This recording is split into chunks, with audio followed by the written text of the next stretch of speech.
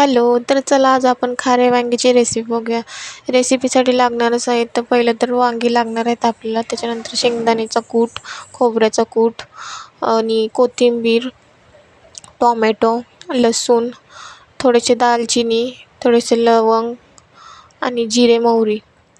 तर हे सर्व गोष्टी आपल्याला लागणार आहेत खारे वांगे बनवण्यासाठी.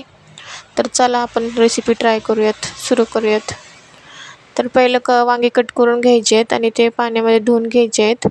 आणि आता एका कढईमध्ये तेल घ्यायचं आहे. तेलमध्ये जिरे मोहरी टाकायचं आहे आणि त्यामध्ये थोडंसं टोमॅटो कट केलेले टाकायचे आहेत. टोमॅटो भाजून झाल्यानंतर थोडंसं लसूण टेचलेला लसूण टाकायचा आहे त्याच्यामध्ये.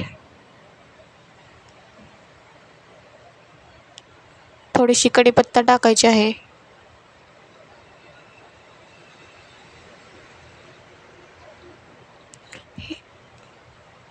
टोमॅटो वगैरे भाजून झाल्यानंतर भरलेली वांगी करणार आहोत आपण. ते मसाले खोबरं, शेंगदाण्याचा कूट हे सगळं पाण्यामध्ये थोडंसं मिक्स करून ते वांगी कट करून त्याच्यामध्ये भरून घ्यायचे आहेत आणि ते वांगे आता तेलामध्ये तळून घ्यायचे आहेत.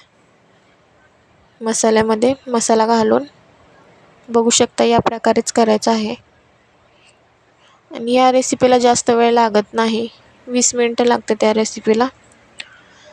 वांगे अशी सगळीकडून लालसर भाजून घ्यायची आहेत. आता आपली वांगी सगळीकडून लालसर भाजलेली आहेत. शेंगदाण्याचं कूट आतमध्ये पण वांग्याच्या घालायचं आहे आणि वरून पण घालायचं आहे. ते वांग्याचं थोडंसं पाणी राहिलं होतं मसाल्याचं, ते वरून थोडंसं घालायचं आहे पाणी. आणि ते असं मसाल्यामध्ये मिक्स करून घ्यायचं आहे, मसाला पाणी वगैरे सगळं. त्याच्यामध्ये मीठ हळद घालायची आहे. चटणी घालायची नाही. खारं वांगं म्हणजे मिठातलं आहे. तर अशा प्रकारे बनवून खावा, नक्की आवडेल.